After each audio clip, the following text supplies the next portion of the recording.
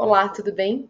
Eu sou a professora Fernanda Doreto e você está no canal do YouTube do Desatando Nós e Construindo Ninhos. Desatando Nós e Construindo Ninhos, que é um método desenvolvido por mim e pela professora Patrícia Paneza para levar a sua advocacia familiarista para um patamar de excelência.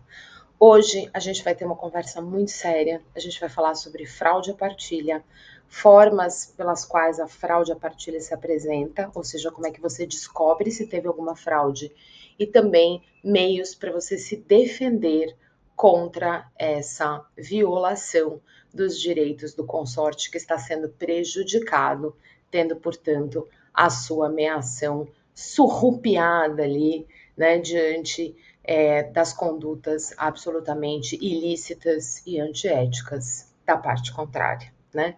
Então, esse é o nosso assunto de hoje. Muito bem, vamos lá.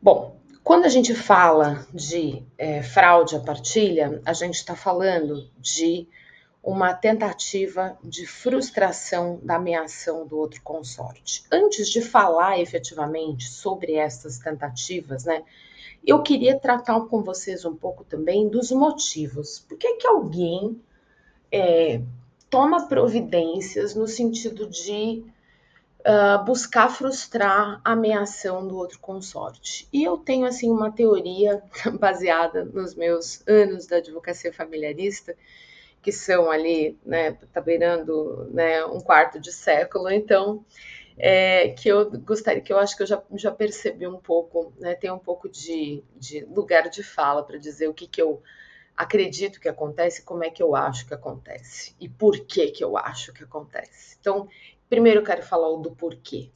Geralmente, quem pratica essa modalidade de fraude, pratica essa modalidade de fraude imaginando que está fazendo algo que é uma medida de justiça. Não é interessante? Então, quer dizer, o indivíduo se casa, tendo a chance, a oportunidade de escolher o regime de bens, mas durante o casamento alguma coisa não vai bem, ou então a forma como ele vê o mundo, como ele vê a vida, né, faz com que ele tenha convicções muito claras de como é que vai se dar, ou como é que vai acontecer ali o término daquele relacionamento, caso aquele término venha a acontecer. E de repente ele percebe que ele vai ter que partilhar um patrimônio que ele imaginou que ele não tivesse que partilhar, ou então ele acha que as coisas elas vão acontecer de uma maneira com as quais ele não tinha contado, ou então ele decide procurar um advogado e descobre, por exemplo, que pelo regime de bens que ele escolheu, ele vai ter que fazer partilha, né, do seu patrimônio como um todo. E aí, diante disso, em virtude desse comportamento, esse indivíduo começa a ter uma visão distorcida da justiça. Ele acha que a forma como as coisas vão acontecer, se elas forem encaminhadas para o Poder Judiciário, vai ser uma forma injusta. Quer porque ele não dá valor para o trabalho que é realizado pelo outro cônjuge, quer porque aquilo que ficou combinado entre eles de boca difere daquilo que ficou combinado no papel, quer porque ele é levado a acreditar pelo profissional advogado que o está assistindo, que existem condutas que ele pode tomar que não vão dar nenhum tipo de problema para ele, né? Mas ele está ali procurando levar uma vantagem dentro daquela circunstância, porque na cabeça dele, a forma como ele imagina que as coisas estão acontecendo é uma forma injusta. Se você estiver atuando para esse indivíduo que chega para você com essa visão equivocada de justiça, a única situação que você tem, né, a única salvação que você tem é tentar explicar para esse indivíduo que não estamos tratando ali de uma questão do que é justo, do que é injusto, estamos tratando de uma situação que envolve uma escolha que foi feita no momento em que o casamento foi celebrado ou que a união estável foi iniciada e que vai se perpetuar no decorrer do tempo. Você vai poder dizer, por exemplo, que caso esse relacionamento, esse casamento esteja em continuidade, existe a possibilidade de você ter uma eventual alteração de regime de bens. Sempre lembrando que essa alteração de regime de bens ela tem que ser pleiteada pelos dois conviventes, né, pelos dois indivíduos envolvidos ali naquele relacionamento, não pode causar prejuízo a terceiros e vai produzir efeitos a partir do momento em que for celebrado dali por diante, né? O efeito ex nunc, dali para frente, e não o efeito dali para trás. Então, a primeira coisa, o primeiro comentário que eu tenho a fazer para vocês é esse. Preocupe-se, tenha como foco a demonstração para o seu cliente que não se trata de falar em aquilo que ele acha que é justo, mas aquilo que é determinado pela nossa legislação. E como é que aquilo que é determinado pela nossa legislação vai funcionar para a vida dele, para o regime de bens que ele escolheu. E você vai demonstrar também que você não pode fazer ali um milagre, né? E que você não pode fazer uma alteração patrimonial, tendo em vista que aquilo pode ser considerado uma fraude e que pode trazer para aquele indivíduo que é seu cliente mais problemas do que soluções. Então, esse aí é o primeiro ponto que eu gostaria de mencionar. Bom, quando a gente olha lá, a gente tem, né, a fraude, a partilha, né, se representando por uma tentativa de frustração da ameação do outro consorte. E aí a gente vai ter alguns exemplos, né? Primeiro exemplo é a cessão de cotas ou então de ações. Então imagine, por exemplo, que o indivíduo é titular de cotas, né, de uma determinada empresa e ele cede essas cotas dessa empresa para uma outra pessoa, objetivando, portanto, ter um percentual menor, e tendo um percentual menor, ele vai acabar causando um prejuízo ali para o seu consorte. Tem alguns, inclusive, que fazem essa cessão, mas continuam atuando como se fossem gestores, como se fossem diretores daquela empresa, ou seja, a situação dele não muda, muda o volume de cotas que ele tem. Muda, em teoria, aquilo que deveria ser o ressarcimento dele, né, a distribuição dos lucros, porque ele vai ter uma fração menor da empresa. Muitas vezes ele vai, por exemplo, para garantir que não receba ali uma passada de perna, né, daqueles novos acionistas, né, naqueles novos indivíduos que têm participação societária, ele vai garantir, por exemplo, um prolabore maior. O tiro pode sair pela culatra se eventualmente você tiver um pedido de prestação de verba alimentar, ou então ele pode pedir, por exemplo, que o outro outorgue uma procuração para ele. Então, você vai ter no papel alguém que não tem mais uma relação societária, ou então que não tem mais uma participação tão forte, mas que, em termos de remuneração e de poder, continua a mesma coisa, né? Então, quando o seu cliente se aproxima de você e diz para você que ele quer fazer uma cessão de cotas, isso é extremamente comum e tem que tomar cuidado, porque todas essas sessões elas vão ficar bem distribuídas ali na junta comercial. Vai ser possível que se faça uma avaliação e pode gerar, portanto, né, uma discussão sobre aquele ponto. Então, não oriente o seu cliente a fazer uma coisa como essa, e se você estiver do outro lado, faça essa avaliação societária com cuidado, com carinho, para que você possa argumentar e demonstrar eventualmente que houve uma transferência patrimonial indevida. Realização de manobras contábeis, né? Ou seja, o indivíduo, por exemplo, decide que ele vai fazer uma transferência, né, de cotas, ou então que ele vai deixar de fazer uma distribuição de lucros naquele momento, vai deixar a distribuição de lucros para um momento posterior, ou então, por exemplo, você tem lá um aumento, né, do valor das cotas sociais, então uma necessidade de integralização de capital social, e aí uma indicação de que o capital social não foi devidamente integralizado, com a aplicação eventualmente de punições, né, trazendo, portanto, aí um prejuízo para esse indivíduo. Então, precisa se fazer a verificação, porque, na verdade, assim, é uma manobra, porque não vai gerar para esse indivíduo nenhum tipo de prejuízo efetivo. O prejuízo está lá no papel, e sendo um prejuízo no papel, ele vai querer partilhar o prejuízo, mas ele não vai arcar com o prejuízo, porque o prejuízo, como eu mencionei, ele está só lá no papel.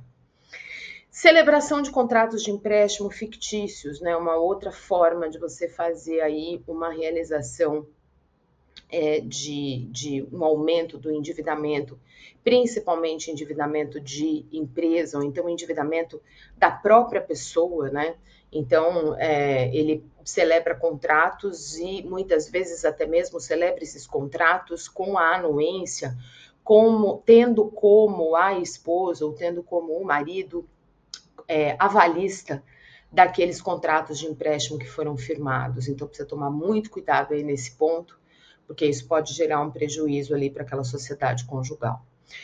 Alterações societárias envolvendo empresas offshores, fundos e fundações em paraísos fiscais, né?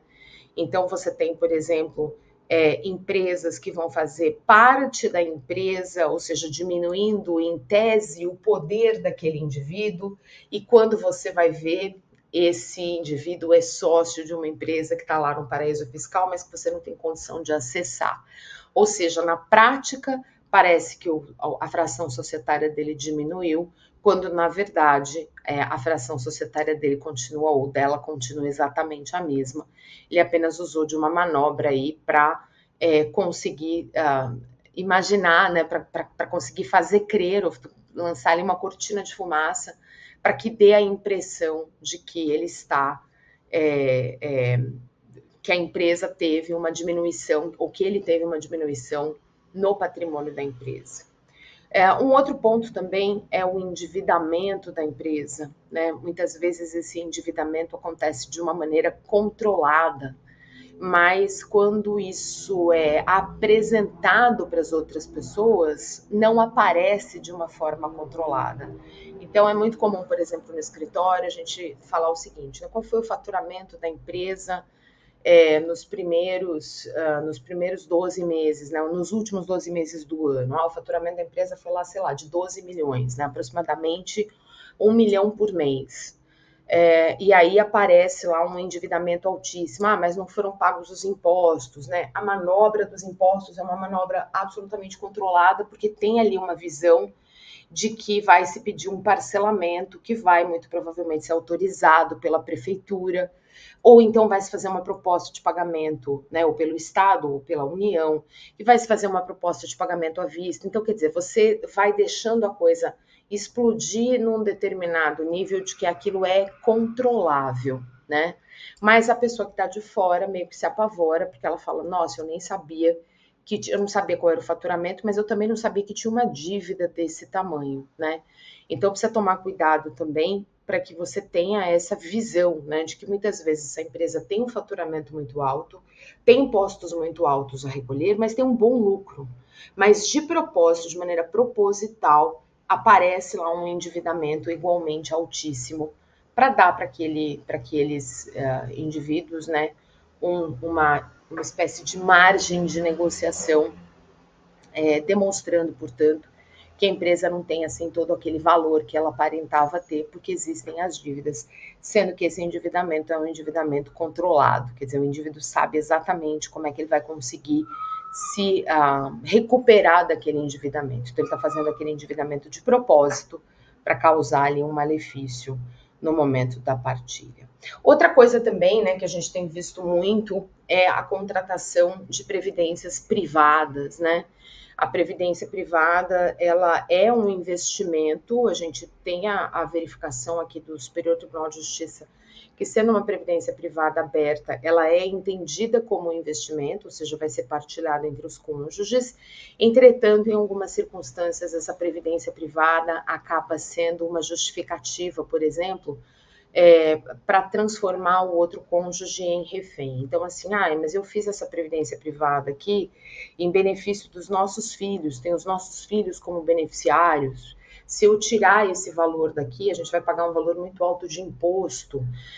Se eu tirar esse valor daqui, a gente vai ter um prejuízo XYZ. Entretanto, o que essa pessoa cuja previdência não está no nome dela não sabe é que todas aquelas situações elas podem acontecer, inclusive, posteriormente ao término do relacionamento. Inclusive, por exemplo, a possibilidade de você nomear uma outra pessoa como beneficiário da Previdência. Então, assim, eu já ouvi muito a seguinte frase, né? Ai, doutor, eu estou tranquilo porque os meus filhos têm a previdência privada. E eu falava, mas a previdência privada está no nome de quem? É uma previdência aberta? É uma forma de aplicação financeira. Então, a metade é sua, né? Ah, não, mas eu quero que permaneça no nome dos meus filhos. Qual é a garantia que você vai ter que aquilo vai permanecer no nome dos seus filhos? Nenhuma, né? Então, precisa tomar cuidado também. Temos também a contratação de investimentos em criptomoedas, né? Situação que torna, portanto, muito difícil de você fazer um rastreamento desse patrimônio. Lembrando sempre, né, que as criptomoedas elas são representadas por um código e por uma senha, ou seja, qualquer um que venha a deter aquilo vai ser o titular daquele patrimônio. Então, precisa tomar um cuidado aí imenso. Principalmente porque você vai ter que confiar no outro de olhos fechados, caso ele diga, ah, não, mas isso aqui eu vou transferir para fulano, para ciclano, para beltrano. Eu costumo dizer que você precisa fazer um acordo sempre pensando naquilo que você tem hoje e distribuindo aquilo que você tem hoje. Que essa história de promessa de doação futura, promessa de previdência futura, isso é uma roubada. Mas é uma situação que a gente precisa levar, né, em consideração, porque tem pessoas aí, então você tem que deixar bem claro para o seu cliente que não vai ter garantia nenhuma, né, do levantamento daqueles ativos que estão lá feitos nas criptomoedas.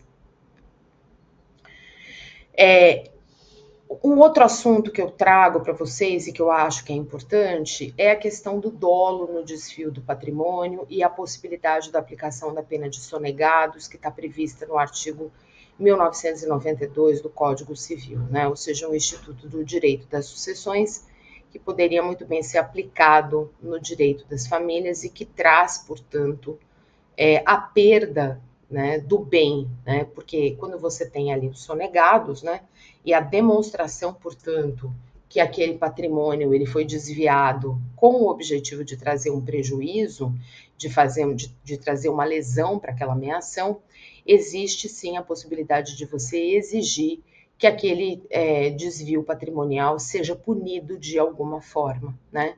E aí, a utilização do 1992 do Código Civil seria uma alternativa.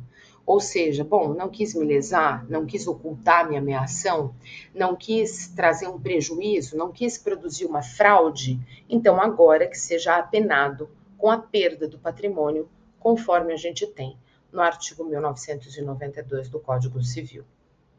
Então, 1992 diz assim: o herdeiro que sonegar bens da herança, não os descrevendo no inventário quando estejam em seu poder, ou com o seu conhecimento no de outrem, ou que os omitir na colação, a que os deva levar, ou que deixar de restituí-los, perderá o direito que sobre ele lhes caiba.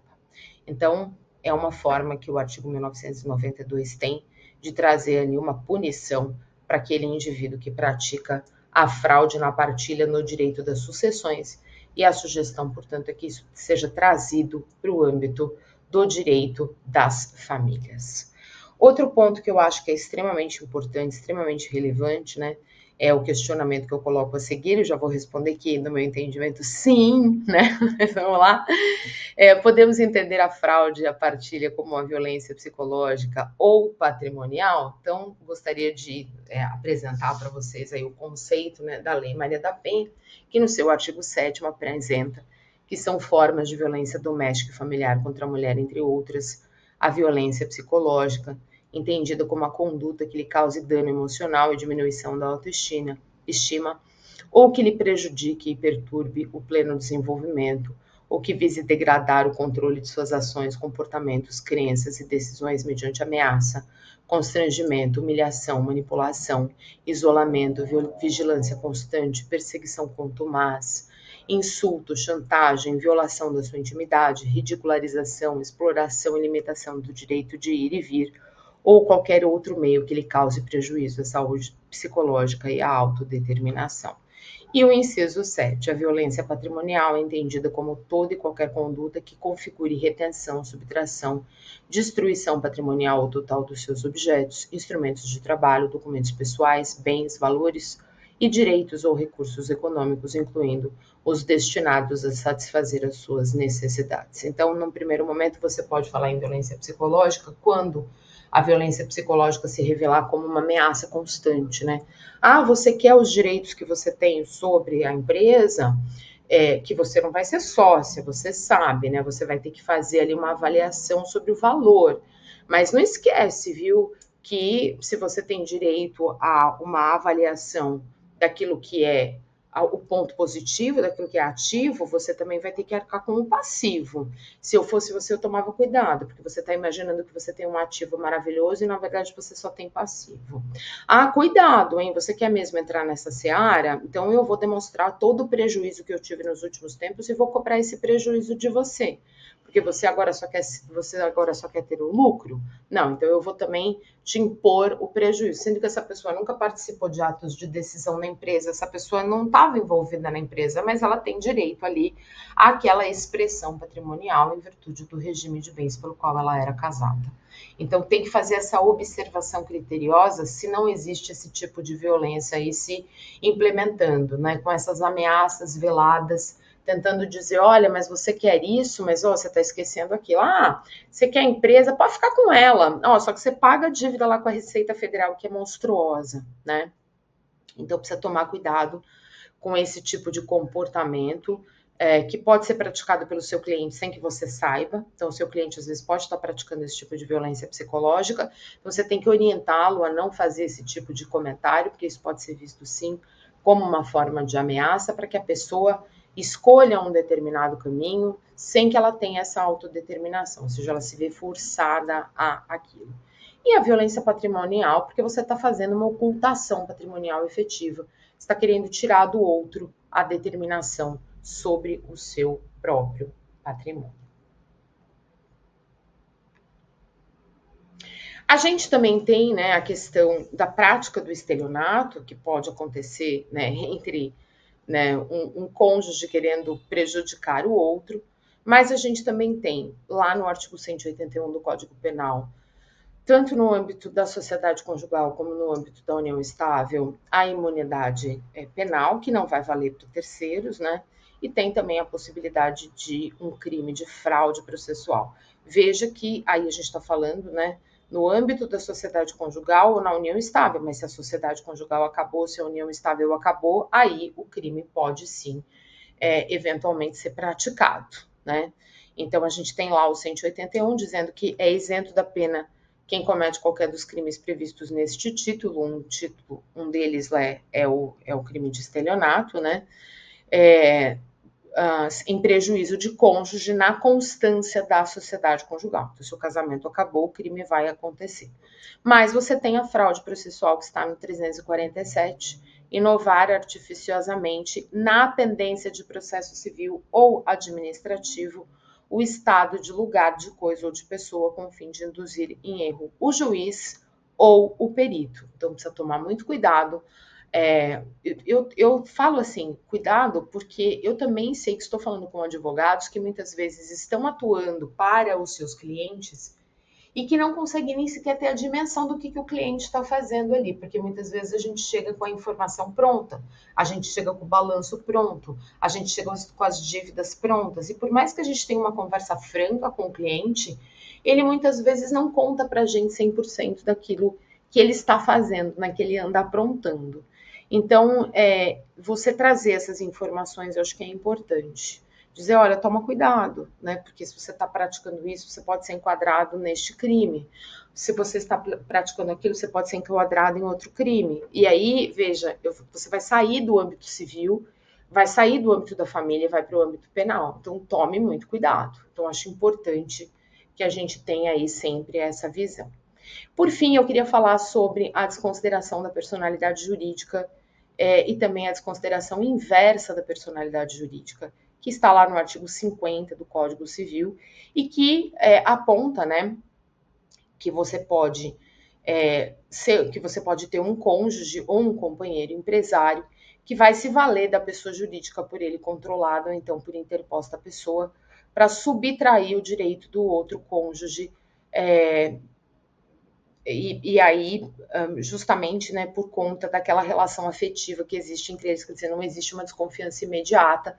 E aí, quando isso vai acontecer, quando isso vai ser avaliado, o tempo já passou e o indivíduo já praticou ali todas as fraudes possíveis, né?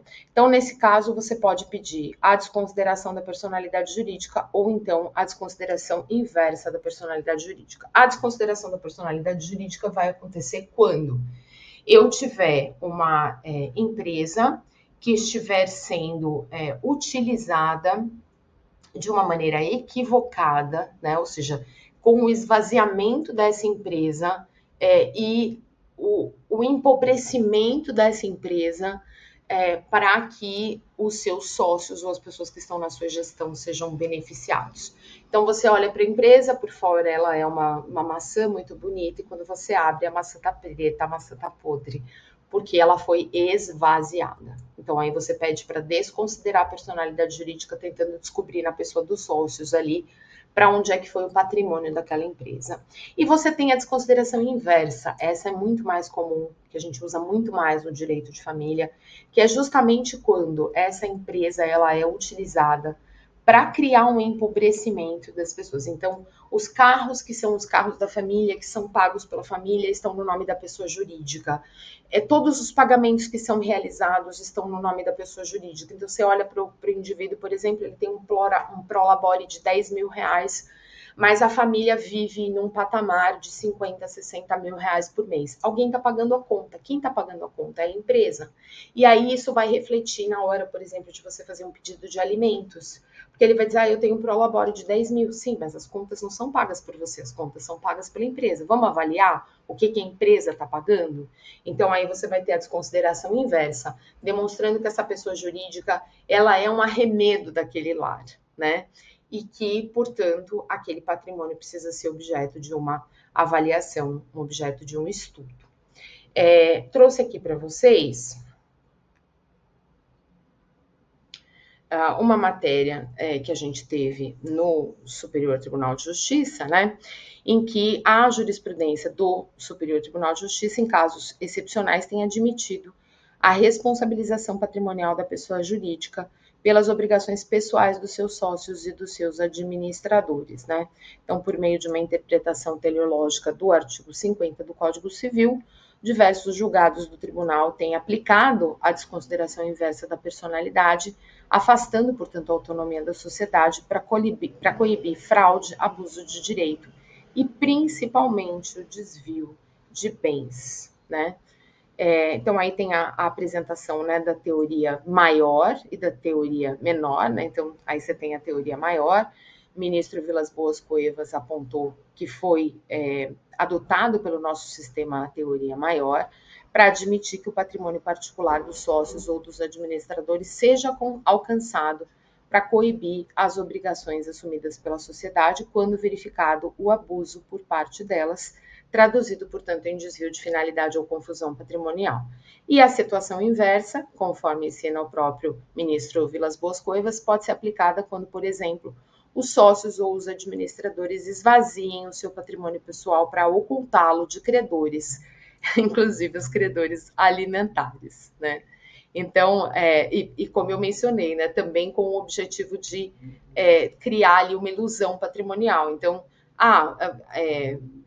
o carro que eu dirijo não é meu, é da empresa do meu marido, empresa essa que foi constituída antes do casamento, mas o carro foi comprado na constância do casamento e foi comprado com valores que, em teoria, eu também ajudei a contribuir, né? Então, esse patrimônio deveria ser partilhado, mas por conta da aplicação da fraude, por conta da prática da fraude, fica difícil de atingir esse patrimônio. Então, você pede a desconsideração da personalidade jurídica pela teoria inversa e busca esse patrimônio para trazer esse patrimônio para ser partilhado posteriormente. E aí a gente tem, né, a indicação justamente disso, né? Há ainda outra hipótese, a inversão pode ser requerida para resguardar a ameação em dissolução de união estável. Se o sócio controlador de sociedade empresária transferir parte dos seus bens à pessoa jurídica controlada no intuito de fraudar a partilha, a companheira prejudicada terá legitimidade para requerer a desconsideração inversa da personalidade jurídica, conforme foi decidido no recurso especial de número 1.236.916. Então, se você procurar, né, no tema, né, desconsideração inversa, combate a abusos na utilização da pessoa jurídica, lá na jurisprudência do Superior Tribunal de Justiça, certamente você vai encontrar todas essas informações, que são informações relevantes aí para buscar, portanto, essa desconsideração e aplicar isso na tua advocacia. Para finalizar a minha conversa com vocês, né? Lembro sempre que existem situações que a gente tem condições de fazer uma boa pesquisa. Quando a gente faz pesquisa, por exemplo, na JuSesp, fazendo o levantamento, ou na Junta Comercial de outro estado, fazendo o levantamento das transferências, das transmissões, da cadeia de transmissões de uma determinada empresa. A possibilidade também da gente fazer busca no registradores para descobrir se tem bens no nome da pessoa natural e também no nome da pessoa jurídica, né, para entender quais foram os bens que foram adquiridos, né, na constância do casamento e que foram eventualmente colocados, aportados, né, dentro do rol patrimonial da pessoa jurídica, da qual a cônjuge não faria parte, até mesmo porque às vezes as cotas foram adquiridas antes do casamento. Então, tudo isso é importante para você, essa pesquisa é importante. Existem pesquisas que a gente não tem condições de fazer, mas que a gente vai pedir, né? Então, a solicitação, por exemplo, de uma pesquisa Bacen-Jude, né, pelo sistema Cisba-Jude, para fazer aí um levantamento desse patrimônio. Então, assim, tem coisas que estão ao seu alcance, que você já vai adiantando, e coisas que não estão ao seu alcance. E também uma outra dica que eu dou é pesquise sempre na Justiça do Trabalho se existem empresas que são apontadas como empresas, como grupo econômico, porque muitas vezes você nem sequer sabe da existência de uma outra empresa, mas você vai descobrir essa outra empresa lá na Justiça do Trabalho, quando algum empregado que pediu demissão alega o grupo econômico. E aí você tem um fio de meada aí para puxar, né? Também faça uma análise criteriosa do lugar onde a empresa está situada, para descobrir se não tem outras empresas registradas ali naquela localidade, tudo com o objetivo, né, de nesse passo trazer esse patrimônio aí para dentro, né, do patrimônio do divórcio, né, permitindo, portanto, que aquilo seja partilhado, aumentando ou fazendo, demonstrando efetivamente que aquele patrimônio faz jus, pertence ao cônjuge ou ao companheiro meeiro, não sendo, portanto, rechaçado ali, muito pelo contrário, devendo fazer parte daqueles bens que estão ali, né, na ordem de serem partilhados, evitando, portanto, a fraude. E se a fraude se perpetrar, não esqueçam dos sonegados que estão lá no direito das sucessões e que podem ser arguidos também, buscando, portanto, uma perda desse patrimônio em benefício do cônjuge ou do companheiro meeiro que foi prejudicado. Espero que a nossa aula de hoje tenha sido produtiva. Acompanhe o Desatando Nós e Construindo Ninhos, não só aqui pelo YouTube, mas também acompanhe as nossas lives, as nossas conversas lá no nosso canal do Instagram e esteja sempre atento, porque estamos sempre falando sobre as novidades do direito das famílias e também das sucessões aqui no Nós e Ninhos, tá bom? Até mais, obrigada, até a próxima.